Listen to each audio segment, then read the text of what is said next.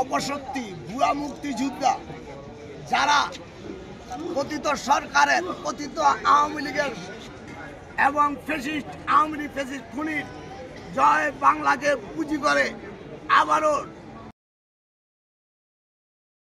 ষড়যন্ত্র নীল নকশা এঁকে আবার নাঙ্গদের মানুষকে জিম্মি করতে চায়। গডফাদার শামীম ওসমান, সেলিম ওসমান, আজমল ওসমান, ওয়াহিদ ওসমান থেকে প্রতিষ্ঠিত করতে চায় সে ভুয়া মুক্তিযোদ্ধা তথাকথিত ৭১ মুক্তিযুদ্ধে যার বিতর্কিত কর্মকাণ্ড ছিলেন সেই মোহাম্মদ আলীর তথাকথিত জয় বাংলা স্লোগানের প্রতিবাদে আজ আমি শুধু এটাকে বলতে চাই, পবিত্র মাহে রমজানকে সাক্ষী রেখে রোজা অবস্থায় বলতে চাই, গত ফ্যাসিস্ট খুনি হাসিনার এবং নারায়ণগঞ্জের খুনি গডফাদার শামীম ওসমান, সেলিম ওসমান, আজমল ওসমান, ওয়াহিদ ওসমানের পৃষ্ঠপোষক তাদের দালাল বুয়া মুক্তিযোদ্ধা মোহাম্মদ আলীকে কোনোভাবে মেনে নেওয়া হবে না।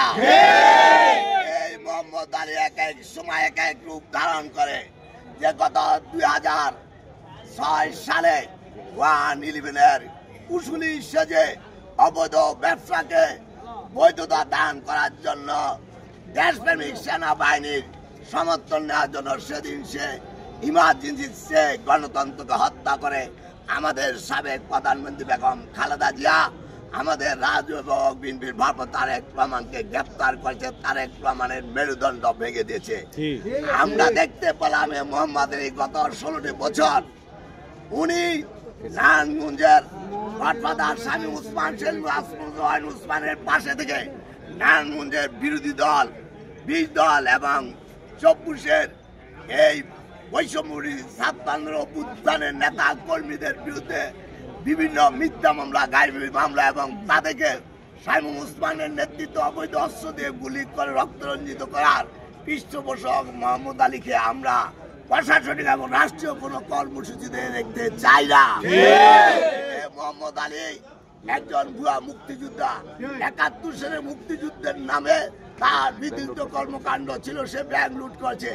আমরা মুক্তিযোদ্ধাদের প্রতি বলতে চাই, মুক্তিযোদ্ধাদের প্রতি আমাদের সম্মান আছে, শ্রদ্ধা আছে, স্বাধীনতার প্রতি আমাদের শ্রদ্ধা আছে, সকল সাধারণ মুক্তিযোদ্ধাদের প্রতি আমাদের শ্রদ্ধা আছে।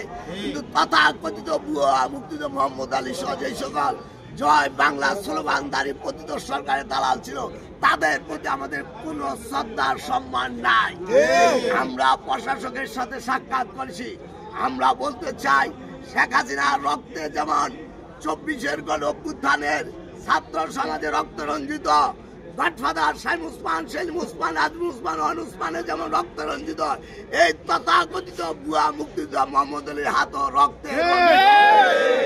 আমরা চাই না এই নতুন বাংলাদেশ, নতুন নারায়ণগঞ্জে যারা আবার দ্বিতীয়বার দেশ স্বাধীন করছে সেই স্বাধীনতা কামী এবং এই স্বাধীনতা কামী এবং এই স্বাধীনতার মাসে কোন ভুয়া মুক্তিযোদ্ধা ফ্যাসিস্টের দালাল, খুনি হাসিনার দালাল, গডফাদার শামীম ওসমান, সেলিম ওসমান, আজমল ওসমানের দালাল নারায়ণগঞ্জের প্রতিটি ব্যবসায় প্রতিষ্ঠানকে জিম্মি করে যিনি সব সময় বিতর্কিত কর্মকাণ্ড চালিয়েছেন সে মোহাম্মদ আলী।